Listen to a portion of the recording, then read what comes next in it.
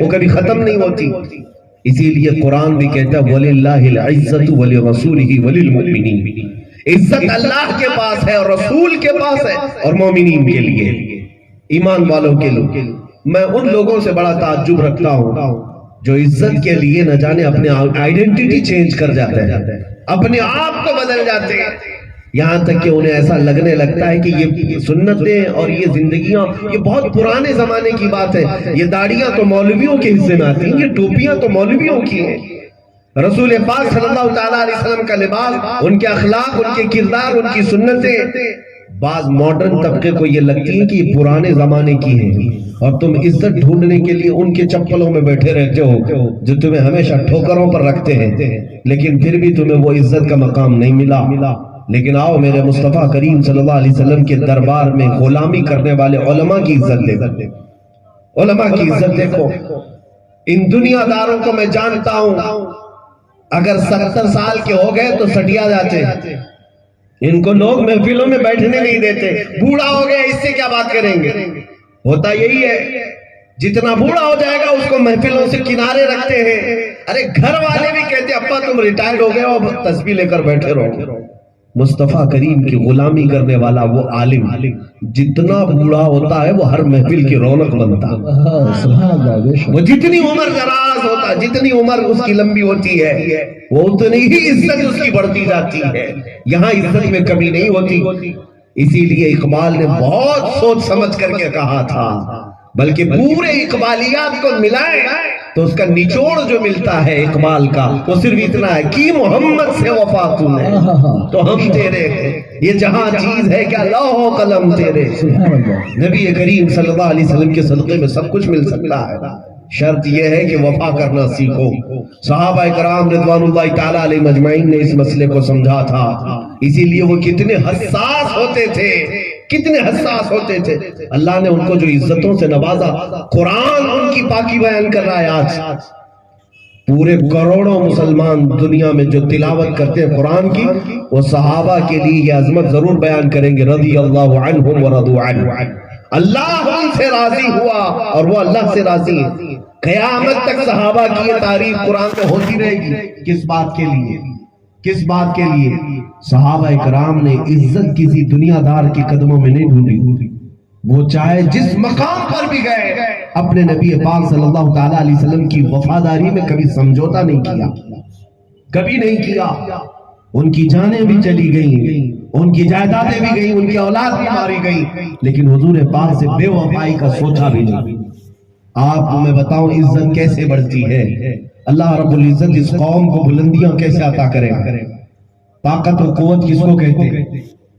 لوگ یہ سمجھتے ہیں نا ابھی سیاسی ہمارے پاس طاقت نہیں ہے, تنظیمی طاقت نہیں, ہم کیا کر سکتے ہیں.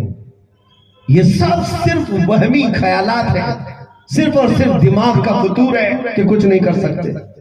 ہو سکتا ہے پہلے ہم بھی یہ تمام معاملات دیکھتے, لیکن ابھی آپ سن رہے تھے 2 سال گزرے نہیں ہوں گے ابھی, حضور پاک صلی اللہ تعالیٰ علیہ وسلم کی شان میں کتا بھونک رہا تھا دلی سے, اور اس پاکھنڈی کے خلاف میں نے چیلنج کیا تھا. یہ اپنا درد تھا, اپنا ایک اظہار تھا اور وقت کی ضرورت تھی. یہ صرف لفاظی نہیں, میں اپنی پوری تیاری کے ساتھ حاضر تھا. اور سب سے پہلے میرے اعلان کے بعد مجھے میدان میں اترنے کے لیے اگر کوئی زور دے رہا تھا تو میری ماں تھی. انہوں نے یہ کہا بھی تھا کہ پہلی بار تمہاری زبان سے یہ اچھا جملہ نکلا ہے, اور کوئی اس طرح کا خوف نہیں کہ جائے گا مرے گا. کچھ راز ہمارے ساتھ ہے, وہ دفن ہو جائیں گے. ان حالات میں ہم نے کیا کیا دیکھا ہے. میرے عزیزوں, حضور کے لیے جب بھی کوئی پکارتا ہے, میری اسی جملے سے آپ سمجھ جاؤ نبی پاک صلی اللہ تعالیٰ علیہ وسلم ایک رات بھی تمہیں تنہا نہیں چھوڑتے, ایک رات بھی تنہا نہیں چھوڑتے. جو خوف ہوتا ہے دل سے وہ نکال دیا جاتا ہے, ڈر کو نکال دیا جاتا ہے. بس شرط یہ ہے کہ نبی پاک صلی اللہ علیہ وسلم کے لیے سیریس تو ہو جاؤ, سینسیٹیو ہو جاؤ. کرنٹ کے تار کو جیسے ہاتھ لگائے تو شوق لگتا ہے, تمہاری کیفیت اتنی ہو جانی چاہیے کہ حضور کے بارے میں اگر کوئی ہلکی بھی بات کرے کرنٹ سے زیادہ تمہارے اندر شوق لگنا چاہیے کہ یہ کیسے ہو گئے. اور عزت اس کے بعد ہی ملتی, اس کے بعد ہی عزت ہے. جب تمہارے اندر اتنا حساسیت آ جائے. جانتے ہیں صحابہ اکرام کو جو یہ عزت کا مقام ملا، اس کی ایک مثال میں دیتا ہوں. سیدنا ابو بکر صدیق رضی اللہ تعالیٰ عنہ کتنے سینسیٹیو تھے اس معاملے میں، کتنے سیریس ہوتے تھے. صلح حدیبیہ کے موقع پر کفار مکہ نے اپنا ایک قاصد بھیجا تھا، جاؤ محمد عربی صلی اللہ علیہ وسلم سے بات کر کے آؤ. عروہ بن مسعود ثقفی یہ آیا اور حضور پاک صلی اللہ علیہ وسلم سے بات کرتے کرتے حضور کی داڑھی تک ہاتھ لگایا.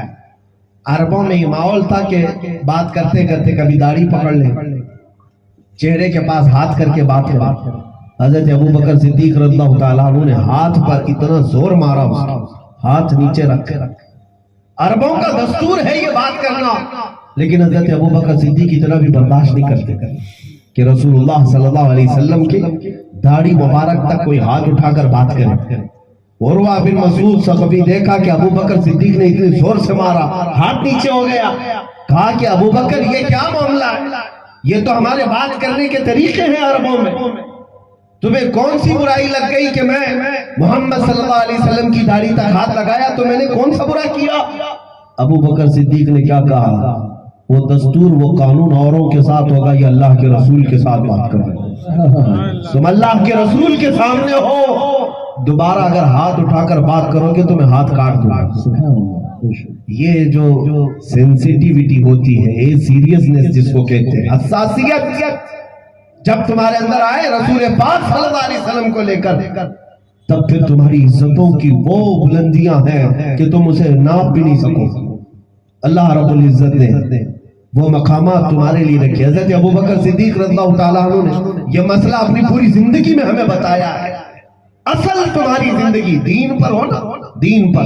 اقبال نے اس کی ترجمانی کرتے ہوئے کہا یہ ان لوگوں کو بھی سن لینا چاہیے جو اقبال کرتے رہتے ہیں، اور ان کو اقبال کو ایک نیوٹرل آدمی اور ایک سیکولر آدمی سمجھ کر کے شاید اس کی پیروی کرتے ہیں. ان کو پتہ نہیں اقبال کا دین کیا تھا، اقبال کا اپنا دین کیا تھا.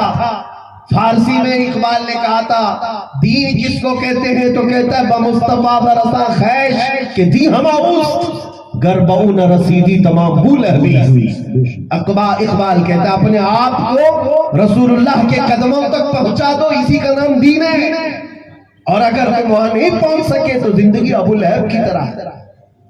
حضور کے قدموں تک پہنچنا یہی دین ہے. اور بریلی کے امام نے بھی یہی کہا الا لا ایمان لمن لا محبت له، اس کا ایمان ہی نہیں جس کے سینے میں ان کی محبت نہیں. یہ تو ہم ہر جمعہ کے خطبے میں سنتے بھی ہیں، پڑھتے اعلیٰ حضرت کا اگر خطبہ پڑھا جاتا ہے. عزیزان گرامی، صدیق اکبر رضی اللہ تعالیٰ عنہ نے یہ اپنی زندگی میں پریکٹیکل کر کے بتایا. اور اعلیٰ حضرت دو زندگیوں سے ہمیں سمجھاتے ہیں کہ اصل تمہارے لیے اس زندگی میں کیا مسئلہ ہے، کس چیز کو بچانا سب سے اصل ہے. آج ہماری مسجدیں خطرے میں ہیں، مدرسے خطرے میں ہیں. آج ہمارے اذانیں، ہمارے حجاب، ہماری ٹوپیاں، ہماری داڑیاں، بہت کچھ داؤ پر لگا ہوا ہے. کس کس چیز کو بچاؤ گے آج؟ مجھے بتاؤ، میٹنگ کس کس بات پر کرو گے؟ اذانوں کو بچانے کے لیے، مسجدوں کی حفاظت کے لیے، مدرسوں کی حفاظت کے لیے. روز میٹنگ کرتے کرتے تھک جاؤ گے. اصل مسئلے کی طرف آؤ. اصل مسئلہ جس کو تمہیں بچانا تھا وہ کیا تھا؟ اعلیٰ حضرت نے فرمایا کہ اگر یہ نکتے کو سمجھ جائے آدمی تو ساری چیزیں اللہ خود ہی حفاظت میں رکھے، سب حفاظت میں آ جائیں گی. صدیق اکبر غار میں تھے اور آپ کے پاؤں میں سانپ ڈس رہا تھا. رسول پاک صلی اللہ علیہ وسلم آرام فرما رہے تھے. واقعہ ہر سنی جانتا ہے، ہجرت کا واقعہ کون سا سنی نہیں جانتا. لیکن حضرت ابو بکر صدیق نے اپنا پیر بھی نہیں ہلایا حضور پاک کے آرام کی خاطر. زہر چڑھتا چڑھتا ران تک پہنچ گیا تھا حضرت ابو بکر. پرانا سانپ تھا، کاٹ رہا تھا. اور اس کے بعد میرے آقا صلی اللہ علیہ وسلم جب بیدار ہوئے، پوچھا کیا ہوا؟ کہتے لدغت الحیۃ یا رسول اللہ، اے اللہ کے رسول سانپ نے کاٹ لیا ہے. حضور کی نیند کی خاطر ایک موذی جانور سے کٹواتے ہوئے خاموش رہے. جان جانے کا خطرہ ہے. زہر اتنی تیز چڑھ جاتا ہے کہ 1 گھنٹے میں موت ہو سکتی ہے. کئی سانپ ایسے ہیں. رسول پاک صلی اللہ تعالیٰ علیہ وسلم نے اپنا لعاب پاک لگایا. حضرت ابو بکر صدیق کے پیر میں شفا بھی. انہیں پتہ بھی نہیں چلتا تھا کہ اس پیر میں سانپ کاٹا تھا کہ اس پیر میں سانپ کاٹا تھا. ایک مسئلہ یہ ہے اعلیٰ حضرت فرماتے ہیں. دوسرا مسئلہ یہ ہے کہ سیدنا علی مرتضیٰ کرم اللہ وجہہ الکریم حضور صلی اللہ علیہ وسلم ان کے زانوں پر سر رکھ کر آرام کر رہے تھے. ان کی عصر کی نماز نہیں ہوئی تھی, سورج ڈوب گیا تھا. رسول پاک صلی اللہ علیہ وسلم جب بیدار ہوئے, حضرت علی کو روتا ہوا دیکھا تو ان کی عصر کی نماز کا مسئلہ تھا. حضرت علی رضی اللہ تعالیٰ عنہ کے نزدیک کیا مسئلہ اہم تھا؟ اللہ کی عبادت ہے, ادھر رسول کی نیند ہے. نماز تو فرض ہے نا, نماز فرض ہے, اور وہ بھی عصر کی نماز جو پانچوں نمازوں میں افضل نماز ہے, جس کو صلاۃ الوسطیٰ کہا گیا ہے. اور قرآن نے بھی تاکید کی حافظوا علی الصلاۃ والصلاۃ الوسطیٰ, نماز وسطیٰ جو سب سے اہم تھی حضرت علی چھوڑے بیٹھے ہوئے, اور سورج ڈوب بھی گیا. میرے آقا صلی اللہ علیہ وسلم بیدار ہوئے. ان کے غم کے مداوے کے لیے اللہ کے نبی نے سورج کو اشارہ کیا, واپس عصر میں پہنچا, ان کی نماز ہوئی.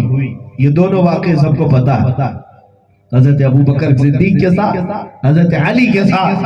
اب اعلیٰ حضرت کو پڑھو, کہتے ہیں مولا علی نے واری تیری نیند پر نماز. یا رسول اللہ, مولا علی نے واری تیری نیند پر نماز, وہ بھی نماز عصر جو سب سے اعلیٰ خطر کی ہے. بلکہ صدیق غار میں جان ان پہ دے چکے, اور حفظ جان تو جان فروز غرر کی ہے. بات سمجھ میں آ رہا ہے؟ بات سمجھ میں آ رہی ہے؟ نماز کی حفاظت, نماز پڑھنا بھی فرض ہے, اور جان کی حفاظت سب سے بڑا فرض ہے. جان ہوگی تو نماز بھی ہے, زکوٰۃ بھی ہے, حج بھی ہے. جان کی حفاظت سب سے بڑا فرض ہے. حضرت ابو بکر صدیق اپنی جان دے رہے غار میں, وہ بھی فرض, جان بچانا فرض تھا, لیکن رسول اللہ کی نیند کے آگے انہوں نے جان دے دی. اور حضرت علی بھی فرض نماز تھی عصر, وہ چھوڑ دیا رسول اللہ کے آرام کی خاطر. اعلیٰ حضرت فرماتے ہیں مولا علی نے واری تیری نیند پر نماز, وہ بھی نماز عصر جو سب سے اعلیٰ خطر کی ہے, بلکہ صدیق غار میں جان ان پہ دے چکے, اور حفظ جان تو جان فروز غرر کی ہے. اور پھر کیا کہتے ہیں اعلیٰ حضرت, تو نے انہیں نماز اور انہیں پھیر دی, تو نے انہیں جان اور انہیں پھیر دی نماز. یا رسول اللہ, تو نے انہیں نماز, تو نے انہیں جان اور انہیں پھیر دی نماز.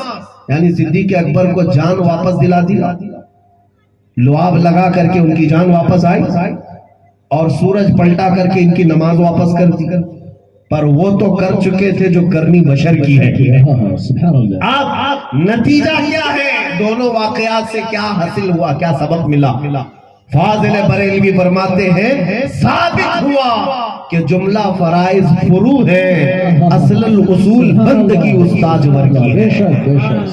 یہ ہے زندگی. سب سے پہلی حفاظت حضور پاک کے ناموس کی ہے. اگر وہ نام سلامت رہا تو زندگی سب سلامت ہے. تمہیں پتہ ہے مدینے کی اس خاتون نے کیا کہا تھا, جن کے 4 رشتہ دار ایک ہی جنگ میں شہید ہوئے. مدینے کی وہ صحابیہ خاتون, جنگ احد میں ان کا بھائی, بیٹا, باپ اور شوہر, 4 رشتے جو عورت کے سب سے اہم رشتے, سب شہید ہوئے. راستے میں کوئی کہہ رہا ہے کہ خاتون تمہارے شوہر شہید ہو گئے, وہ انا للہ و انا الیہ راجعون پڑھتی آگے بڑھتی جا رہی ہیں, مدینے کی گلیوں سے دوڑتی ہوئی احد کے میدان میں جا رہی ہیں. پھر کسی نے کہا تمہارا بیٹا شہید ہوا, پھر کسی نے کہا تمہارے باپ شہید ہوئے, پھر کسی نے کہا تمہارے بھائی شہید ہوئے. اس خاتون نے سب کی اپنے رشتہ داروں کی شہادت کی خبر سننے کے بعد جھلا کر پوچھتی آنے والوں سے, پہلے یہ تو بتاؤ آمینہ کے لال سلامت ہے یا نہیں؟ پہلے یہ بتاؤ. صحابہ نے کہا اللہ کے رسول سلامت ہے. وہ اپنا آنچل آگے کر کے یوں کہتی ہے, اگر میرا چاند سلامت ہے تو پوری دنیا سلامت ہے. یہ ہے اصل زندگی کا مسئلہ. اگر ان کی عزت کی حفاظت کی سوچے, اللہ ساری چیزوں کی حفاظت خود فرمائے. یہ سارے مسائل ہمارے یوں ہی حل ہو جائیں. آج اتنا ہی نہیں, اور انتظار کرو, ہمیں جو مزہ چکھایا جائے گا یہ ہمارے گناہوں کی اور ہماری بدعملیوں کی اور حضور پاک سے دوری کی یہ شامت اعمال کی سزا ہے جو ہمیں آج کاٹنی پڑ رہی ہے. اے نوجوانوں, آج سنبھل جاؤ, آ جاؤ اس نقطے پر جہاں رسول اللہ نے اپنے صحابہ کو چھوڑا. اور اقبال نے یہی کہا تھا, ہم جب ان کے جو ہم غلام تھے خلق پہ کے پیشوا رہے, ان کے جو ہم غلام تھے خلق کے پیشوا رہے، ان سے پھرے جہاں پھرا، پھر آئی کبھی وقار۔ تمہیں معلوم ہے مدینے کی طرف کوئی آنکھ اٹھا کر بھی نہیں دیکھتا۔ مدینے میں کتنے لوگ تھے؟